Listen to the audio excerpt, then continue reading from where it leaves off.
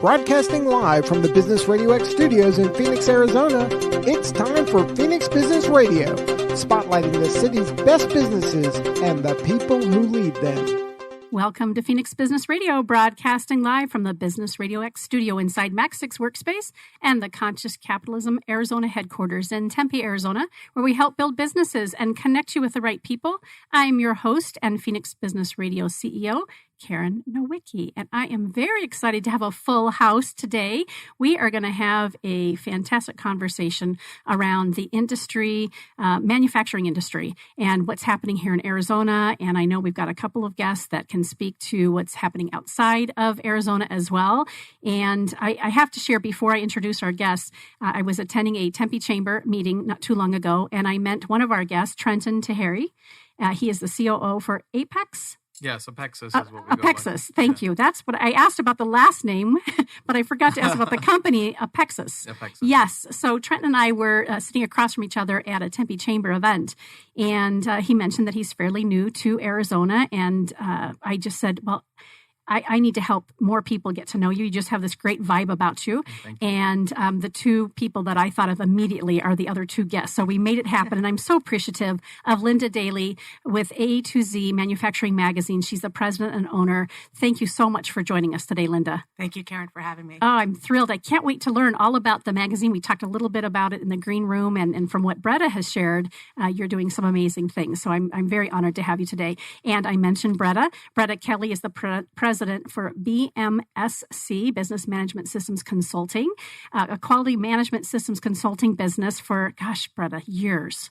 Yeah, a lot of years. A lot of years. Do we say how many years?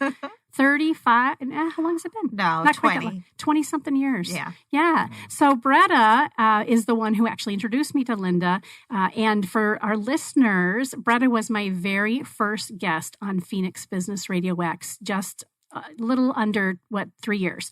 So I've been at this location. Exciting. Isn't that crazy?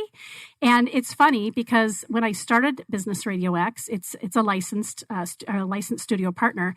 My founder flew out from Atlanta area and helped get the studio set up and my equipment and taught me how to press all the buttons.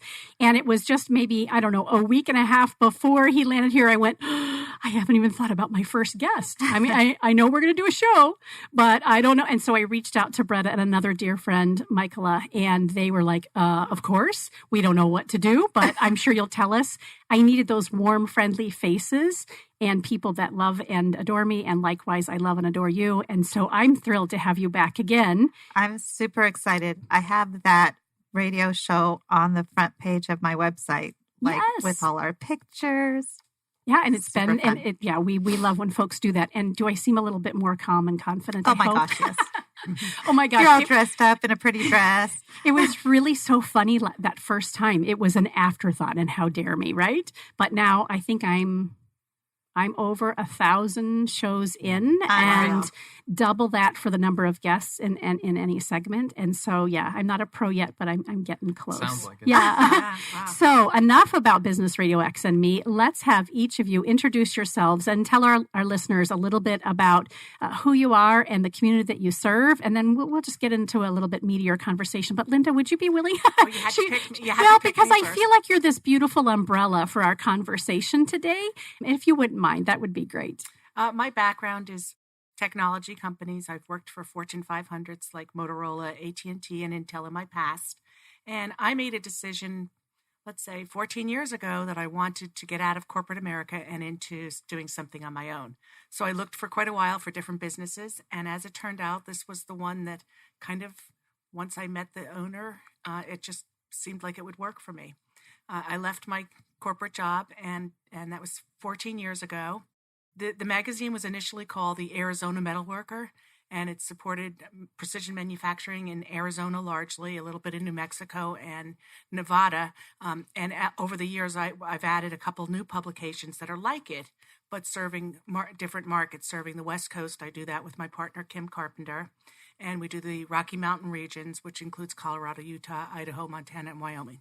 The Arizona Metalworker, now A2Z Manufacturing for Arizona, Nevada, New Mexico, is probably the one that's closest to my heart.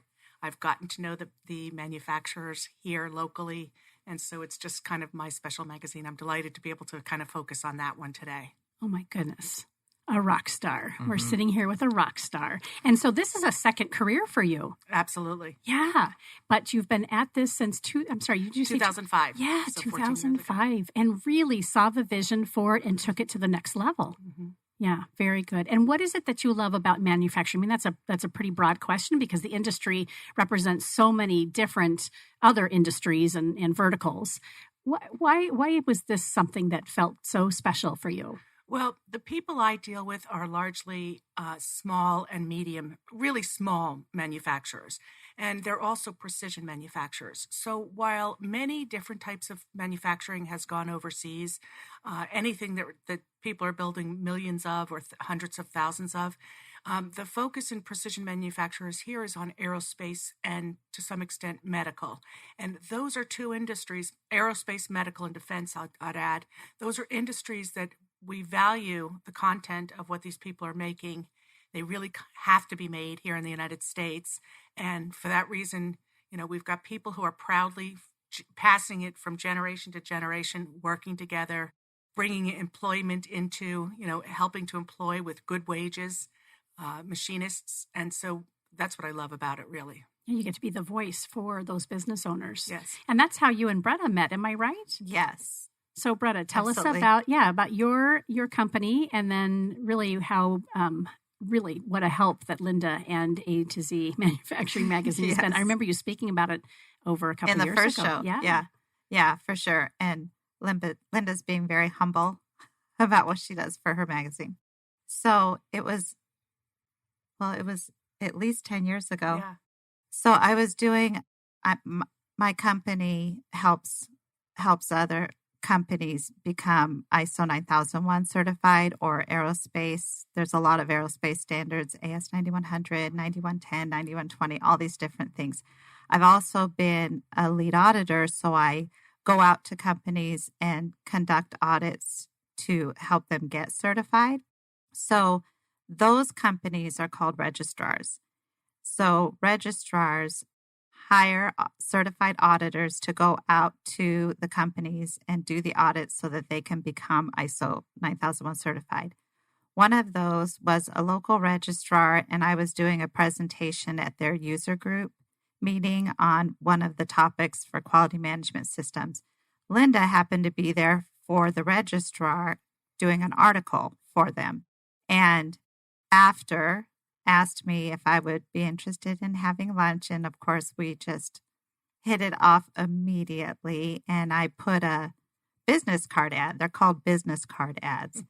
And for a very small amount of money, it's just a picture of your business card in the back of her magazine, and it puts you on the distribution and opens it up to free announcements and eventually articles. So I started out with that. I had never done any kind of advertising for my business. My business has always been 100% referral based.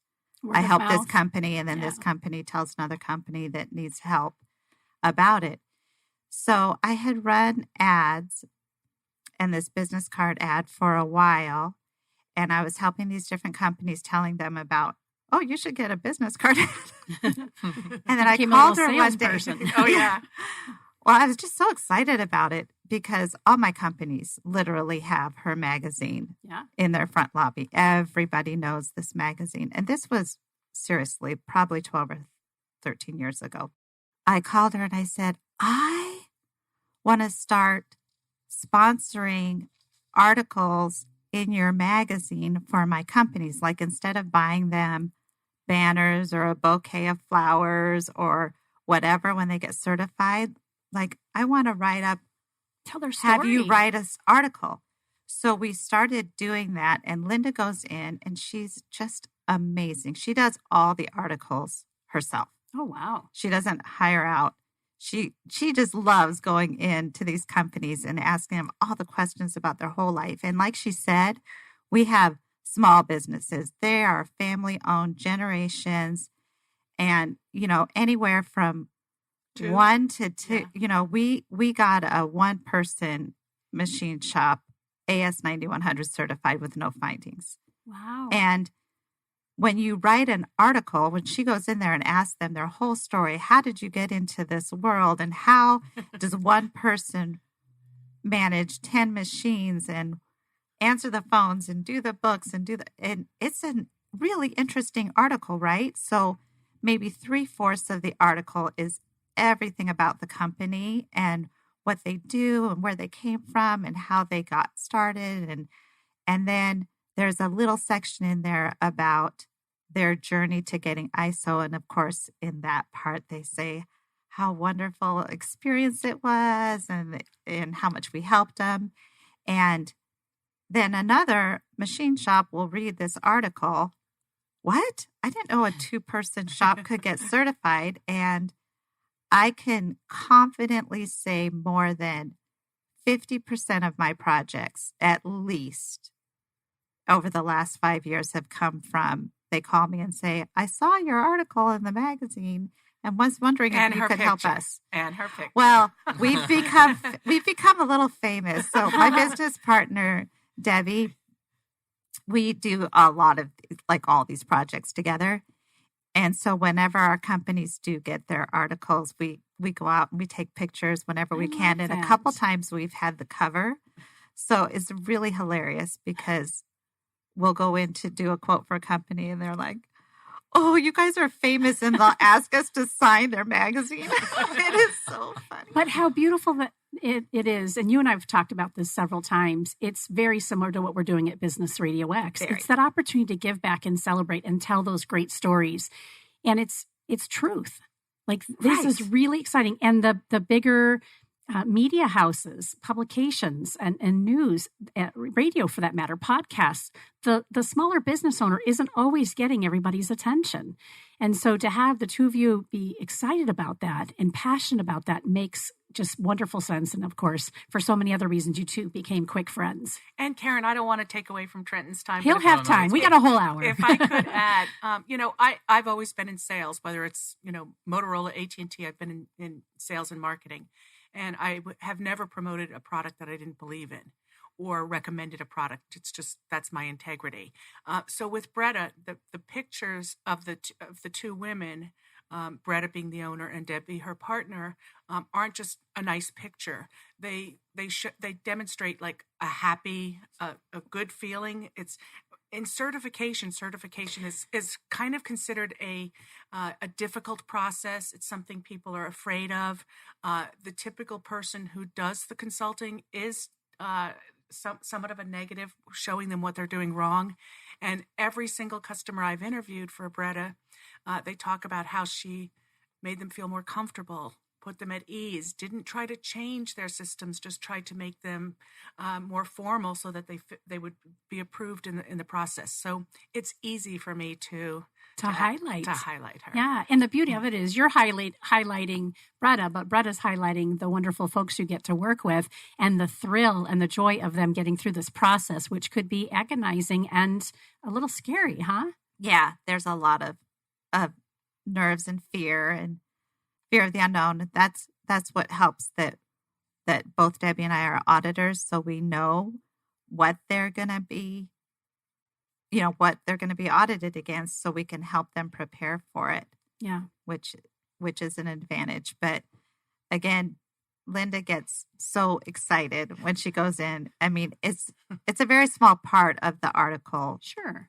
That their experience with us, it's really, they get really excited just knowing that when they get through the process that Linda's going to come in and they're going to get an article, because I'm not kidding. There's not a shop I walk into that doesn't have this magazines on there. So when they get to do their article, it's a big celebration. It's really fun. Yeah, love it. Love it. Well, so, yeah, pretty cool. That makes me feel very confident now. Yes, that, you'll have an article soon. Yeah. Okay, well, good. Yeah, just the erasing of fears that I have about the ISO certification is something that we're striving towards as a new mom and pop shop, coming here to Arizona. And the smaller you are, the less expensive it is. That's the easier it is because you don't have 25 or 50 people to all be involved in the process. You've got it in place. So as you hire then, they just come into the process. Exactly. And that's kind of what our format of ground presentation would be, is at the foundation of that is building our systems so anybody can come in and use that system in order to operate, whatever various machinery we have or techniques that we use in-house to standardize them so they move forward. The process of ISO is fascinating to me, and I would really like to get more involved in it. And now understanding that we don't have to hit a certain bar in order to achieve it is a very much confidence instilling. And, just the nature of business, the way it works here with relationships, I can say that the people I've met here so far have gone from business relationships to personal friendships instantaneously. Sure. Yeah. And it's kind of been a breath of fresh air for my entire life to come here to a place that I love, that I fell in love with, and now get to integrate into this society and hopefully give back when we're settled in. So very excited. So back us up. You're using your Arizona voice. Do you have an accent as well? Only when I'm no, actually, because I'm originally born in England, so my accent is actually an English accent when I'm drinking or talking to my mom. Okay, well, it's an early morning yet. Yeah, your mom, right? Yeah. All right, so Trenton, tell us about you and your company, and then a little bit about the background. Oh, okay. And stay up on that mic for me. Sure thing. So coming from Toronto, I moved my manufacturing plant here last year in order to be in somewhere where I love. And falling in love with Arizona a few years ago made me go home and back to Toronto and realize, how am I going to make this happen? So I went back, and fortunately there was a lucky break where one thing didn't work out and another thing did. One door shuts and another one opens. It was perfect criteria of that. And the opportunity of showing up here is, that's what happened. We manufacture display units for a lot of POP display companies, and we have done some machining for other various industries, but that was our primary business, was POP displays and signage and experiential marketing. And now coming into Arizona, we have a fresh start. Our machinery is top of the line. We do very fascinating things with high production rates and utilizing jigs and all kinds of procedural things that we need for our business. So it's the matter of shifting now into a gear that has the Arizona nature of business in mind, which is a lot of aerospace, defense, and medical. So it's a direction that I've always wanted to be a part of because it is high precision. It's kind of what I'm fascinated with, making sure everything is on lines, whereas in my previous business, it was more circles and squares and put boxes together and get it out as fast as possible. So, with no repercussions, so that wasn't really a fascination of mine, but it was, what paid the bills and gave a lot of families their working lives. So it was pretty beneficial. And now I'm here as a fresh start. Yeah. And Arizona, what was it about Arizona that appealed to you? Basically everything, from the moment of the skyline to the fact that you can go a 2-hour drive and see snow in the middle of winter, or you can go 3 hours and get to the beach. It's like the vastness of Arizona, but also the ability to travel so far. That's kind of how I came into Arizona, was on a road trip from Toronto to California and just got lost in Arizona for 2 weeks and and that was it. It was like, how do I get back here? And, some people that I had met and the way they took us in, I was just like, okay, this is something I need to work towards. And I figured it was going to be a lot further in my life that I would do this move, but, seize the day and take it as it is. Moving my entire plant in 4 tractor trailers on a whim with no customers or anything. Just, you're going to make this work, and whether you like it or not. So, that's kind of like the leap of faith, I suppose. See, that's going to be a really good article. Right. Yeah, because who does that? No. Right? Not very often. Not many people do that anymore. So tell us about some of your favorite projects that you've worked on. Recently, we did a project with Johnny Walker Whiskey, and it was a experiential marketing job, but it was in direct relation with Johnny Walker. So they would actually send us their raw ingredients of how they made it, because they wanted to incorporate into these displays.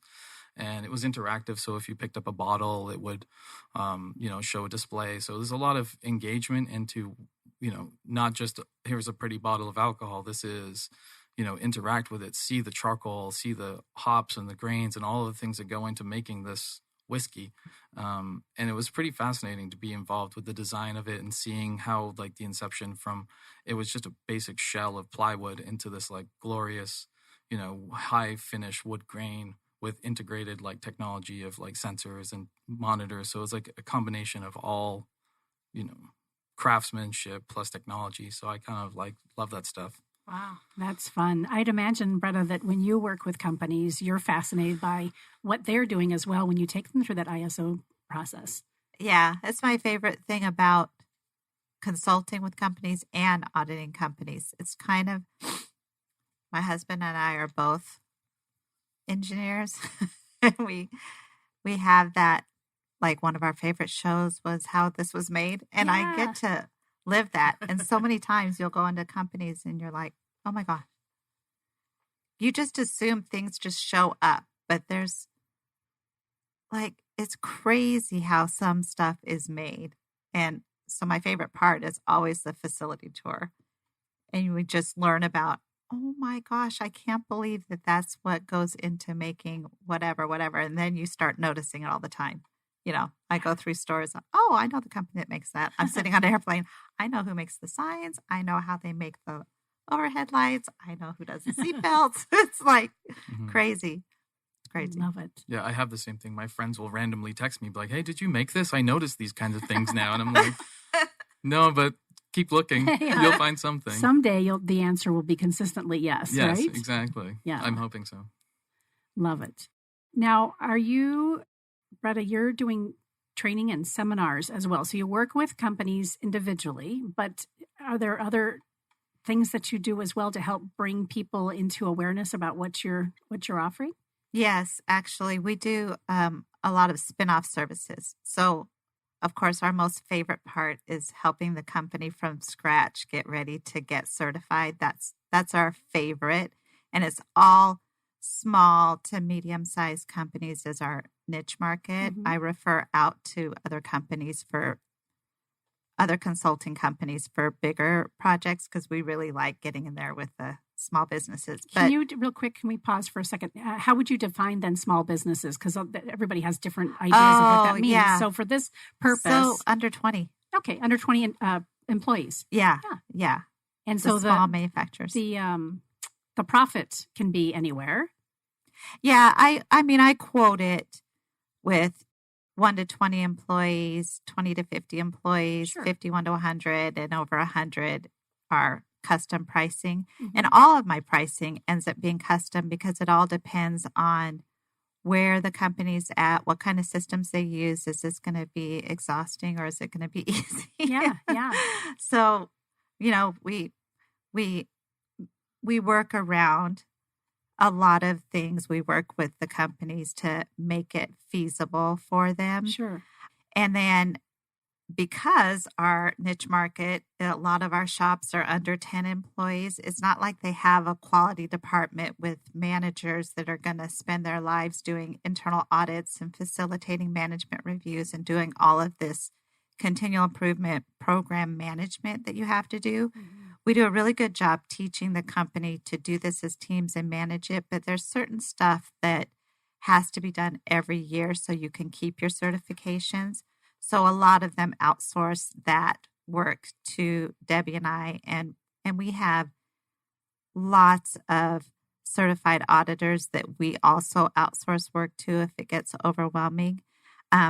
And we go in once a year, twice a year. Some of them have us come in quarterly for half a day and do the internal audits for them. And once a year or twice a year, facilitate the management reviews and just help them manage, keep on collecting data when things go wrong and doing their audits and finding ways to improve. And then they can just run their business and they don't have to worry about all this other stuff. And we just come in and make sure they're staying up with it. So all their audits every year become easy. We also teach internal audit seminars. So we have in-house seminars for the bigger companies. We'll go in and train a team of their people to conduct internal audits so they can do it for themselves. Or we have public seminars. And those are the best because all these small companies will send 1 or 2 people from their company. So you have 25 different companies in a room. We're teaching them how to do internal audits, but we have this interactive, well, my auditor said I had to do this, and my auditor said, and so the group conversation is the most educational part of that. Yeah. And it turns into like a networking because all these companies work together somehow. They share supplier base. It's just a really fun industry to be in. We did an internal audit seminar a couple weeks ago in Yuma. We're doing one in Kingman. Wow. In November. All of those are through the AZMEP, who supports Arizona manufacturing. So I'm their preferred vendor. So they have me come in and do internal audit seminars for their groups of people. So they're very fortunate, aren't they? I've been to some of the ones, and I actually was a past board member of the MEP for Arizona. So the MEP is the Manufacturing Extension Program, and it is a government-run organization. There's one in every state, and their goal is to help increase manufacturing in that state for small and medium manufacturers. So Bretta has partnered with MEP because the MEP doesn't necessarily have all of the skills. They're very strong in lean and processes like that, but for things like ISO or an AS9100, which are probably even more critical to people here in Arizona with the aerospace industry, they outsource that to Bretta. And it does mean that there's funding sometimes that comes with MEP, and it can lessen the financial load on small businesses when those monies are available. And you don't know nudge, that. nudge. What's that? Hint, hint, nudge, nudge. Yeah. Right. But you wouldn't necessarily know that unless you are in these conversations and hearing other people ask questions and involved. And so often as small business owners, we get in our silo. We're doing our thing. Right. And we know we have to, in our mind at least, we think we have to do X, Y, Z, check these boxes.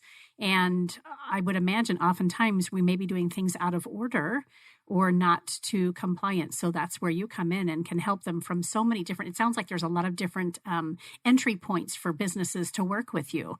What a fantastic way for you to be of great value to so many business owners here in Arizona. Bretta also offers kind of a menu of services that most other consultants don't. So if someone has a team member who's been through ISO before or AS9100 before, and they're pretty skilled at it, Bretta offers, I think the least expensive option is your templates. Mm-hmm. So she's got templates that are less than $4,000 that are based upon hundreds of consulting assignments she's done in the industry, and she passes them on to that company, and there's little interaction from BMSC and very low cost to the end user. Somewhat done for you, huh? Yeah, do it yourself. Yeah. So do I remember, is that the piece that you had added just a couple years ago? Because I remember you being so excited about this new aspect of your business. So tell us a little bit more about that. And actually the ads that Linda's, she changes up my ads every once in a while.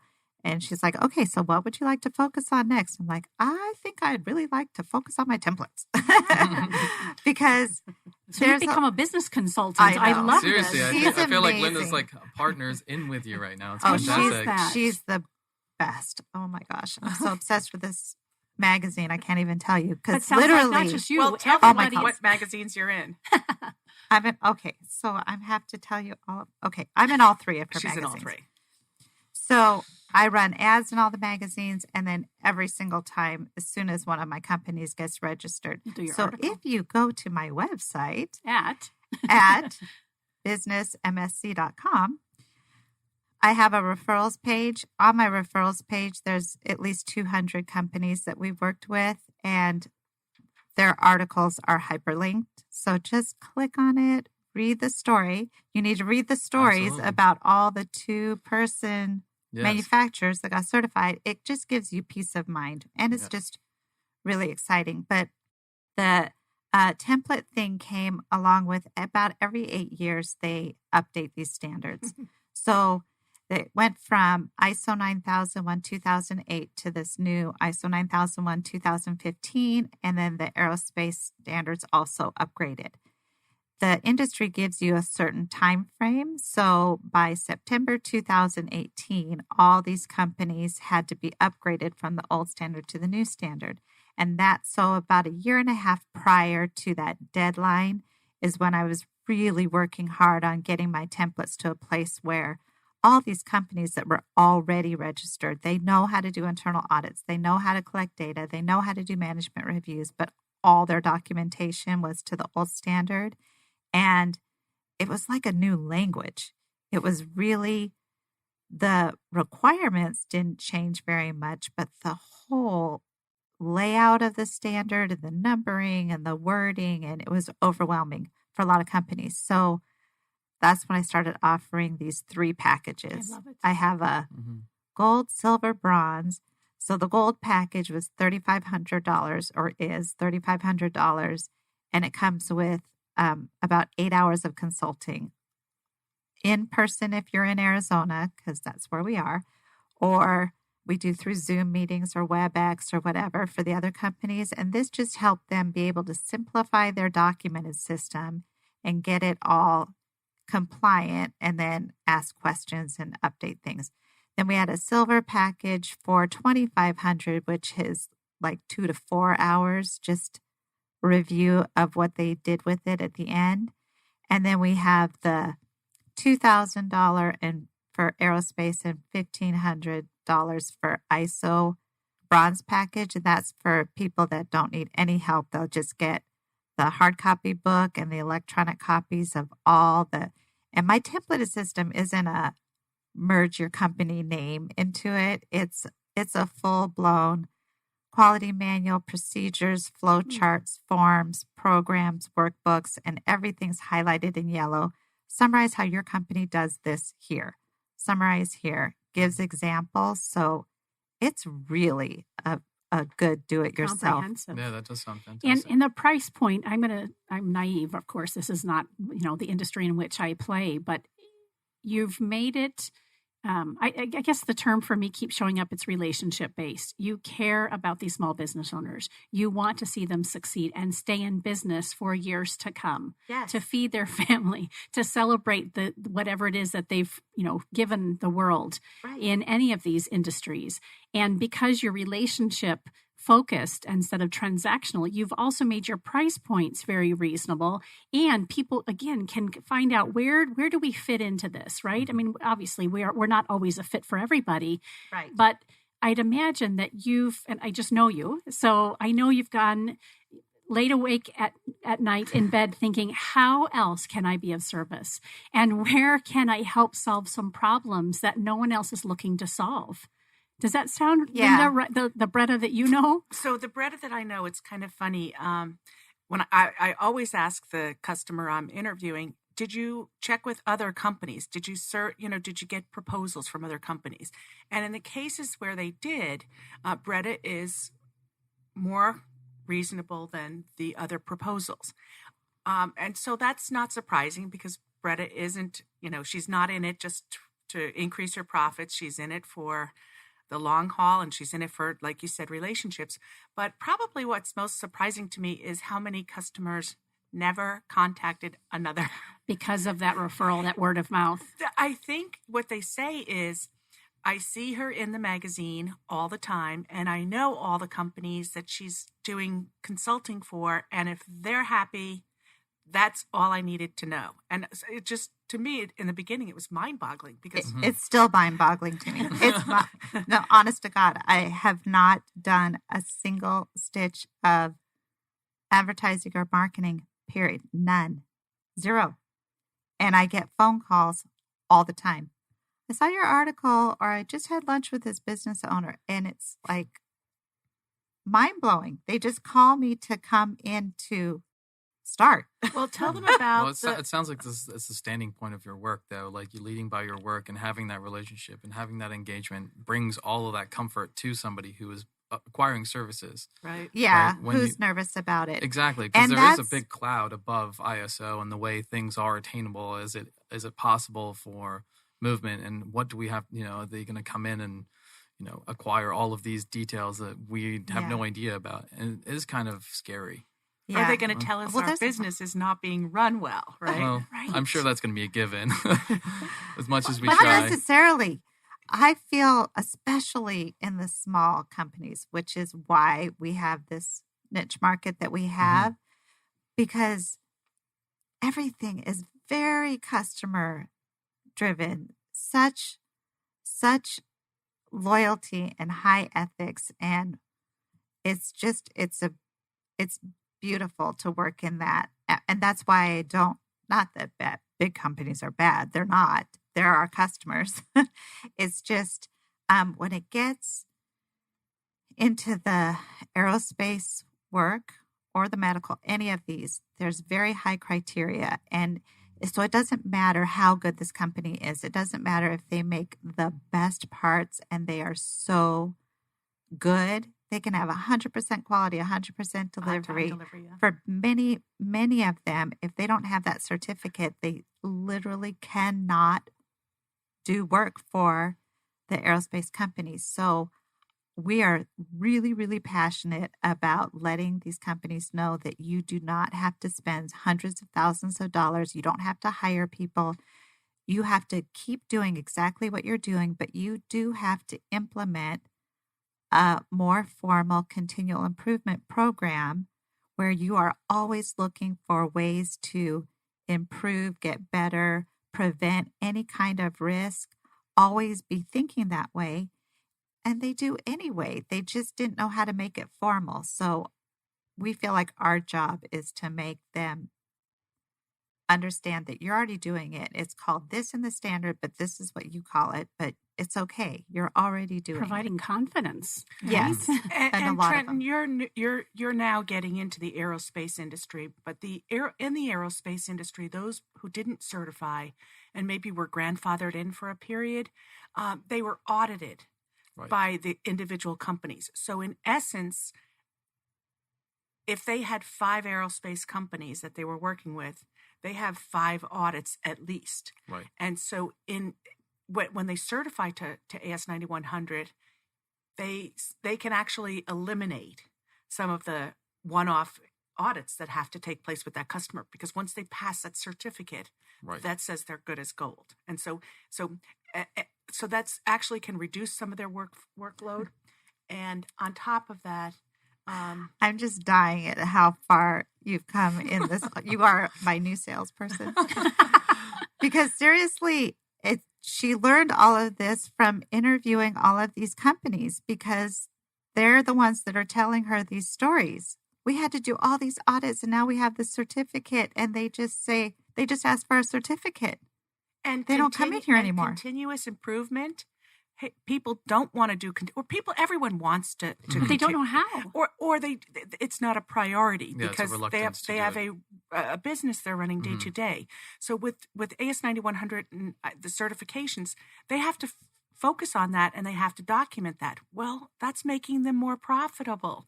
It's probably improving their on-time deliveries and their quality. Yeah. Mm-hmm. Linda, what other steps can manufacturers take to ensure the viability of their business over the next decade? So we're talking a little bit about this, but what else is there that they need to be mindful of and put into practice? I mean, if there's going to be anything that we talk about, it's automation. Right.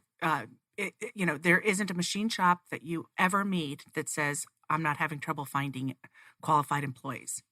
And you can buy all the machines you want. If you don't have people running the machines, then your business is not doing its optimal. So when I see companies, regardless of whether they're making 25 parts for a customer or 1,000 parts, if they find ways to make those machines run unattended through automation, they are eliminating the problem of finding qualified employees. So automation, I would say, would be number one. Bretta, what would you add to that? I was just thinking the same thing, but I feel like you know more on that side too, because you work with so many equipment manufacturers. Yeah. So Bretta has me interview her customers, machine tool dealers who sell high-end machines. They can run anywhere from, it's as high as $500,000 to $1 million for a machine. They will also often sponsor me to come and interview their customers, and we do articles on them.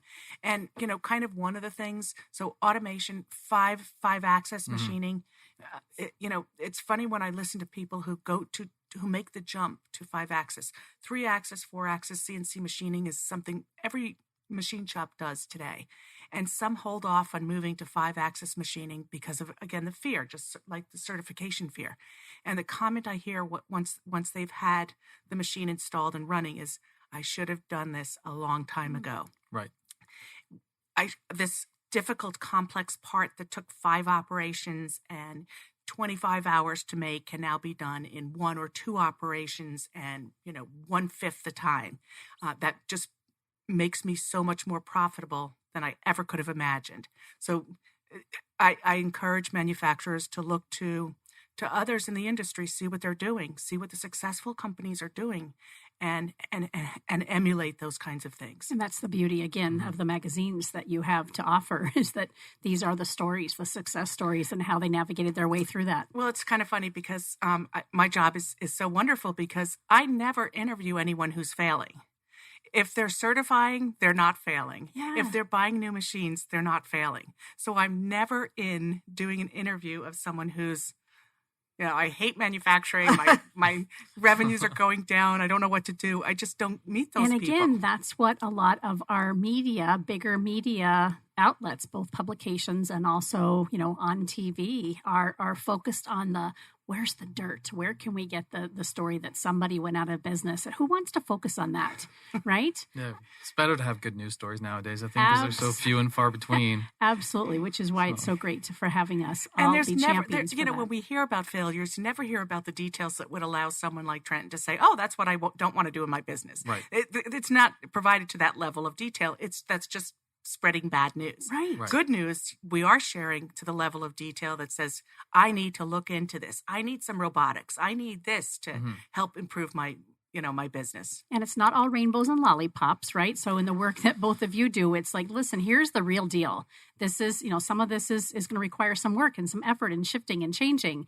But you get to highlight that, once we did that, it wasn't as hard as we thought it would be. It wasn't as expensive. And now we're benefiting years to come. Yeah. And you can hear in Linda's voice her excitement. Like, I wish you could see her face because it's true. It's like, but I think you can hear it in her voice because she really is that excited every time she goes out to do an article because it always is a good news story. And I remember with both of us, because we're obviously really good friends and talk all the time. I said, well, you're growing so much. I mean, shouldn't you just hire some people to go out and do some of these articles for you so that you don't have to be in 5 places at one time? And she's like, she can't even comprehend the thought of somebody else getting to do it. Like, I don't want somebody else to go in there. She loves talking to these business owners and getting their story. Right. It's like her favorite part. And then she'll say the same thing to me. And I'm like, no, I'm going to stay exactly the size I am. I'll outsource work to people. That is another passion of mine, actually, is to grow auditors and bring more people into this. What I get to do, being a consultant and being an auditor, is truly like the biggest gift. I've been able to grow and grow and grow, and still I have not missed a single thing. I haven't missed a single thing with either one of my boys. I'm there for everything because I get to manage my own schedule.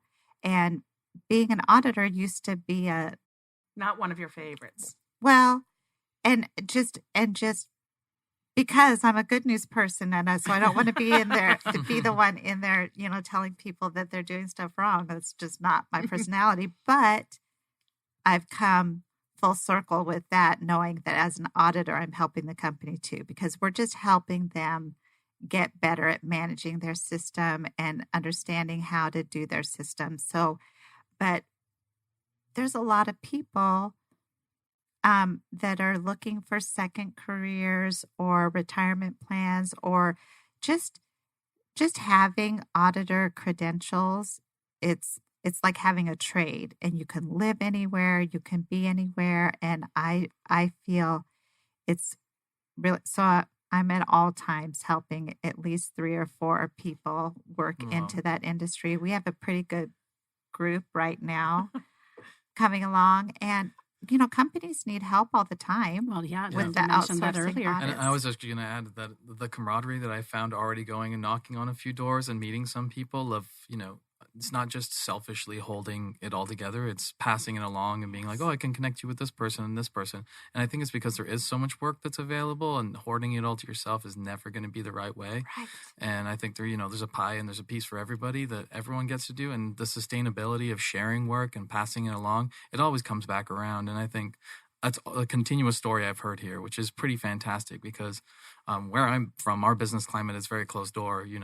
There is no you can't come in here and, oh, you're more of a competition than a camaraderie. So that's another shift that I found here, which is pretty fantastic. It feels Welcome great. to Arizona. Yes, exactly. We have a strong Tooling and Machining Association also here in Arizona.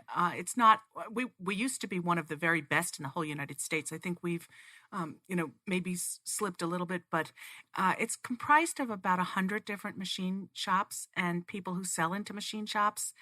With a ratio, it has to be more machine shops to people who sell into machine shops.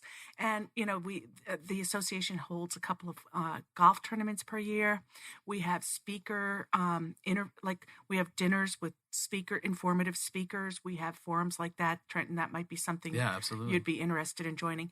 And, there's probably 3 shops in the Valley, maybe 5, that have grown from 100 to hundreds over the past few years.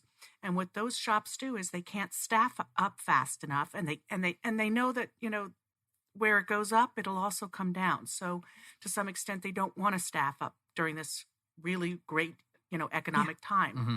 So what they do is they use forums like the ATMA to get to know each other, yes, and they outsource to those 2-person shops, to those 5-person shops. So there's tons of that going on here in the Valley today. That's fantastic to hear. I love hearing that. How else can we encourage the next generation of workers to participate in manufacturing? I know we talked about being willing to give a hand up and a hand across. What is there anything else that we haven't highlighted beyond involving yourselves in associations and professional groups? Well, when we went to high school, I'm aging myself, but decades ago, there were classes. Yes. Everybody attended. They had shop class, they had auto mechanics, they had all of these classes that would help you to become at least familiar with some of the trades. And if you made a decision not to go into that, you still had an opportunity to fix your car or do some of that stuff on your own. That doesn't exist anymore, really. So I'd actually add to that is that one shop class is what was my biggest inspiration of becoming a fabricator. And I actually have the piece that I made at 13 years old on my bathroom counter as a reminder to be like, hey, this is where you started and what you found. And we're not giving our kids that opportunity anymore. And I don't see it being there either. It's like liabilities in school and that everything is kind of closed shop, and the technology wave has really pushed us towards, far beyond automation and machining, because everybody expects everything to become, we're part of the future now. Push a button, it should be here. But the reality is that those who learn, if they're going to learn fabrication and machining, learning on a manual mill or lathe is probably the way that you're using you're using math skills on your own. So it's a really good entree to becoming a precision manufacturing person. Somehow letting people know who are young that these jobs can pay really, really good wages. They can pay, 50, 80, 100,000 for an extremely experienced machinist who's a programmer. I think some of the robotics programs that are happening in high schools after school are good vehicles for helping children to learn more about what it's like to design something, what it's like to work with a team to design something, what it's like to compete.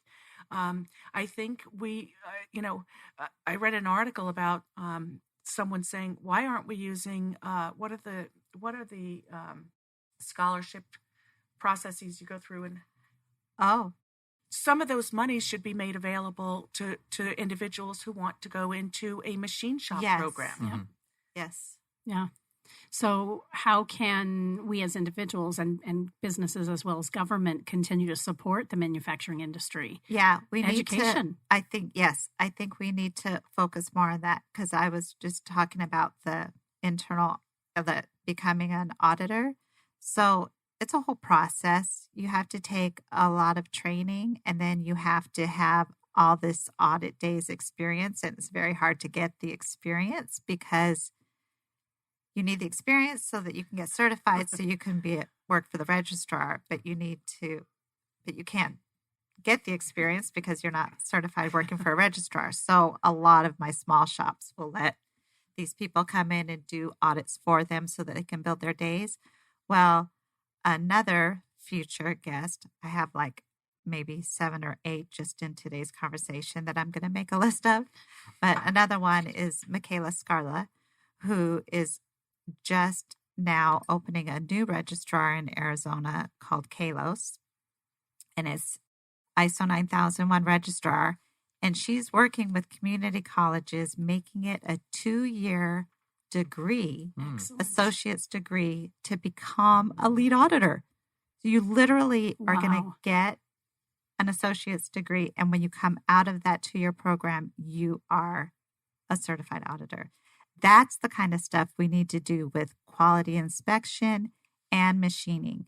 If we can have associate's degrees accredited with monies for scholarships and they come out and they are already, because it is massive shortage. Every single one of our shops is hurting on finding good people. So that focus is huge. Yeah. I find it's like the passion that is driven into you now in school and education coming through the ranks is not really focal on physical machining shops. I know one of our co-owners at the Tempe Chamber, he was saying how he has no techs. They've been growing their business 25% for the last 4 years, and he's struggling to find even auto techs. Just because there is nobody being trained for those positions because the demand has shifted so far over. And I think that's kind of where the automation has kind of stepped up its game in order to refill and take over those incidences. But, those machines still need to be turned on and they still need to be maintained. And they still, regardless of the automation world that's forward, it's what people need to be a part of in order to find passion in it. And that's kind of the hard part if you don't know anything about machining or what you can do. Like, the beauty about my job is that I get to sit behind a desk and work on a computer and do some programming, and then I need to send it to the back and I get to physically go out and do it. So the world encompassing job that I have is pretty satisfying. And I don't think people really understand that aspect of what machine shop is now, especially in today's world. You're not just standing over a lathe for 8 straight hours with goggles and earplugs on. Right. And when I meet young people in the machine shops and I ask them, what are you going to do if they're doing an apprenticeship or an internship while they're in college, or I ask them, what are you thinking down the line? Almost always their goal is to go to something like a Boeing, or to, their aspiration is to go to a Fortune 100 because they think it's just so much more prestigious. And what I try to tell them in my own way is that if all things were equal in terms of salary and weight and benefits, the job that you do in a small machine shop is so much more enriching. Every day is different. You're working on 25 customers' parts, and you're in a small shop. You're doing many different functions. You're not just punching a clock and then punching a machine. So if young people knew how much more a small shop, a small manufacturing facility could offer them in terms of growth and experience, I think they'd be more likely to go into those in the first place. Which is another reason why we're so obsessed with the small companies, because when I'm auditing, a lot of times it's the bigger companies. And so, there's still good cultures and wonderful things happening, but it's a definite different feel, because in the small companies, they literally have kitchens. They eat lunch together. A lot of them will make lunch together. They will make healthy lunch, sit down and eat. Yeah. All their families know each other. There's shop dogs, babies.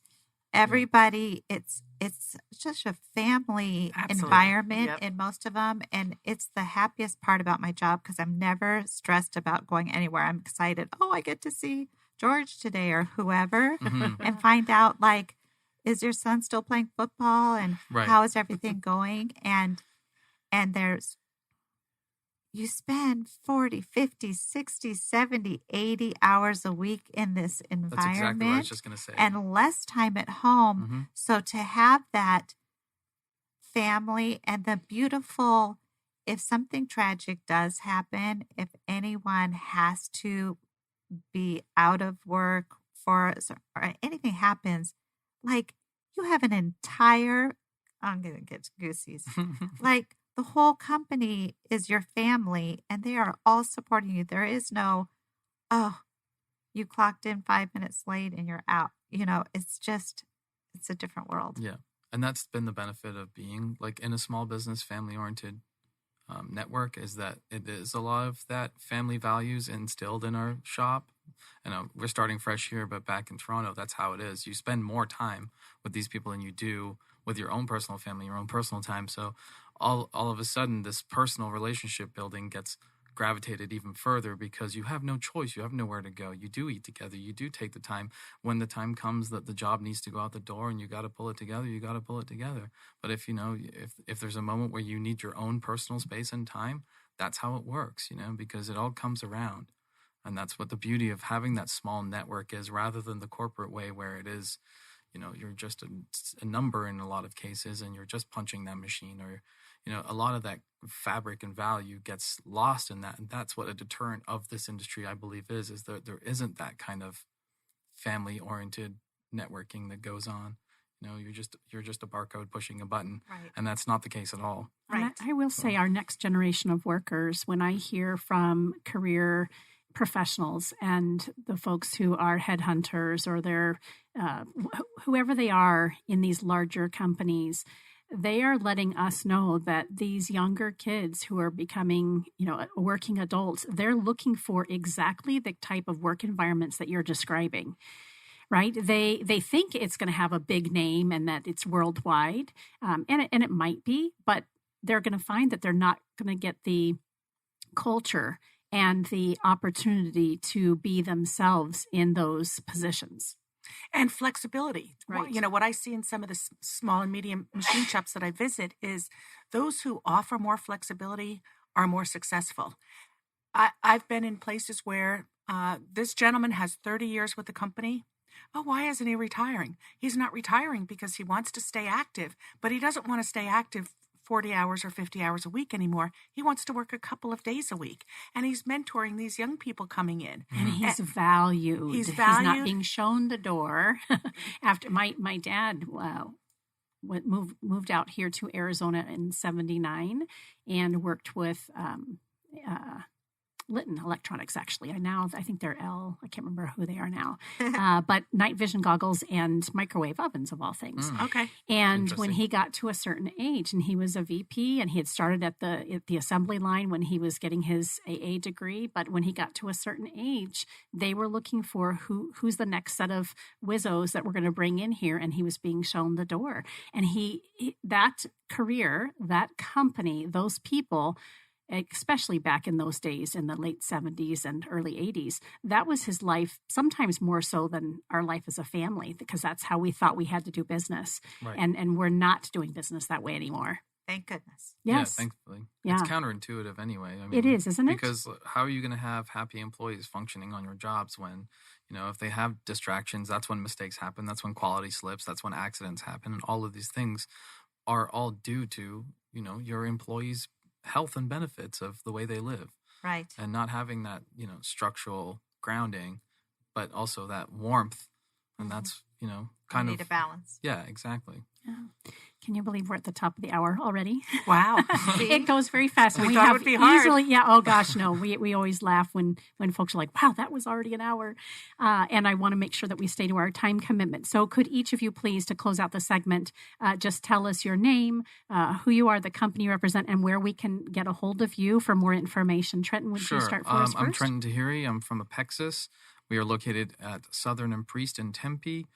We manufacture all kinds of things with random machines, vacuum forming, laser cutting, CNC, and that's about me. And a website is a website is apexuscorp.com. And yeah, it's AP as in Paul, EXUS as in Sam, CORP.com. apexuscorp.com. That is it. Very good. Bretta Kelly, how about you? I'm just excited to go visit Apexus. Yeah. See what you got going on. I already saw pictures of the things that you make, so that's pretty exciting. Bretta Kelly, Business Management Systems Consulting, BMSC. My website is business, M as in Mary, S as in Sam, C as consulting.com. Yeah. Yes, Linda. Linda Daly, A2Z Manufacturing Magazines. Our website is Linda at, Could that's my email. It's A, the number 2, the letter Z like zebra, manufacturing spelled out, manufacturing.com. So A2Z manufacturing.com. If you were on our email list, an email blast would have gone out to you this morning about about software. Yeah. So we do email blasts as well. Not just waiting for the actual print magazine, but also keep informed via email as well. Yes. Very good. Thanks oh my very gosh. much. Yeah. So What we're a thinking treat. one day in the future, our companies will get an article in the A to Z Manufacturing Magazine and a time slot on the We would love Yeah, that. Do a full circle. There you Yeah, go. wouldn't that be fun? Yeah, to share their story on the radio, Mm-hmm. just as the same concept as in the article. It's just such a wonderful, transparent way of sharing without the traditional sales. Oh, look Yeah, what I can do. that's kind of like our company motto right now is like we work with machines, but we're not machines. We kind of have like a personal approach where, Very nice. We are, Apexus Corp. It sounds very corporate, but we're not. We're just, it's just a fun place where you can get creative and also get the job done. I think that's what we strive on is our integrity on that. So it's kind of fun to have more personal relationships. So Yeah, let's keep love going. it. Oh my goodness. Well, thank you Thank again you, Karen. all for taking your time out to be here today. You've been listening to Phoenix Business Radio, broadcasting live from within the Max 6 and Conscious Capitalism Arizona Business RadioX studio. Some media leans left, some lean right, and we lean business. Until next time, I'm Karen Nowicki. Thanks so much for listening.